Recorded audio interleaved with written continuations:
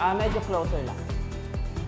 Medyo lang. 5, 6, 7, and 1, 2, 3, and 4, 5, 6, 7, 8, and 1. Medyo nauna ka lang kuya sa gano'n. Sa 7. Para naging gano'n lang siya. Dapat sabay na pwedeng- sabay. Boom. Okay. Para kayo nag-gano'n, no? Boom. Bam. Oh. And 1. 6, 7, 8, and 1. Yes, Okay. last one tayo. Tapos, tapusin ko yung count. Okay. 5, 6, 7, and 1, 2, 3, and 4, 5, 6, 7, 8, and nice. Okay. Stay there. Atras tayo konti para mapakita ko na maayos. So from here, this is 1. Hihilain lang natin, then mag-hook tayo. We go 1, 2, 3, 4. 4. So ang technique ko dito, tignan niyo sa mirror. So facing here, ang technique ko, pagkahila ko nito, ginagalaw ko rin yung supporting arm ko. Para hindi siya magmukhang ganito. Okay. Di ba? Iba na itsura niya, para nagmo-model. So ganito lang siya kalapit dapat. Okay, same with the other side. 1, 2, 3, 4. Yes. Sige, dito tayo sa hook. From here tayo. 5, 6, 7, 8, and 1, 2, 3, 4. We have 5, 6, out lang kayo ng leg. 5, and then 6. Balik lang. Yan. Pero medyo mag-up ka ng konti. From here, 5, 6. 6. Yes. Can you see that? 1, 2, 3, 4, 5, 6. Nice. Tapos on 7, 8, kailangan ko lang kayo umikot. So from here, 5, 6, turning this side, 7, 8. Sa'yo kuya kabila, gamitin mo yung momentum na meron ka from out, Pam. compress, then boom. Aso buwelo siya. Yes, yes. Pam, Kailangan crunch in, boom, boom. Ah. And good. Gusto mo umulit sa breaking? Oo naman. Pero, I think since first time nga, medyo hirap pa talaga kami. I mean, like any other style na first time namin i-try, bago talaga sa katawan. And for me kasi, ako kasi parang ever since alam ko talaga na weakness ko yung arms, like yung arm strength ko. And ito kasi, yung breaking kasi, it requires a lot of that. So feeling ko, ayun ako. Doon ako nagsistruggle talaga.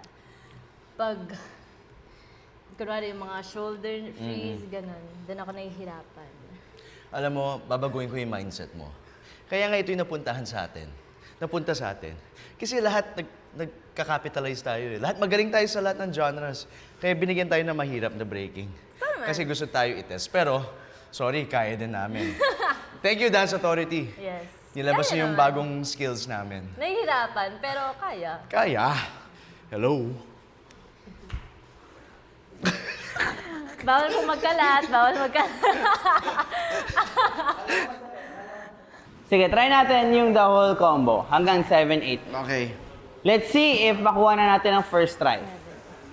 Ready? 5, 6, 7, and 1, 2, 3, and 4, and 5, 6, 7, 8, and 1, 2, 3, 4, 5, 6, 7, 8. Kuha namin? Pwede ba? Solid, May libre solid. tayong coffee.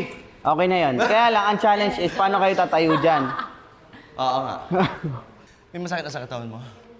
Ngayon, well, ng mga rehearsals talaga natin, ang sakit talaga ng shoulders ko.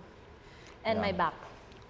Na hindi ko maintindihan Same, kung same. bakit yung back. Pero feeling ko kasi, ano yun eh, parang kapag sumusobra yung gamit sa core, sabi Maybe. nila yung back talaga yung sumasakit. Sumisikip. So, ayun. Eh kasi core strength din talaga to eh, lalo na pag nag-hold ng mga freeze.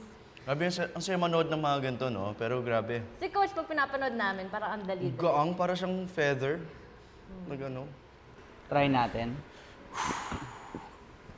Hanapin mo kagad yung likod niya. Okay. Pagka 7, lapag mo na kagad yung right hand mo sa sahig. 8, 1. As in, sobrang ganun lang siya. Sobrang tap lang siya. Kasi 7, pansin ko sa 8, 1. 7, umiikot pa siya eh.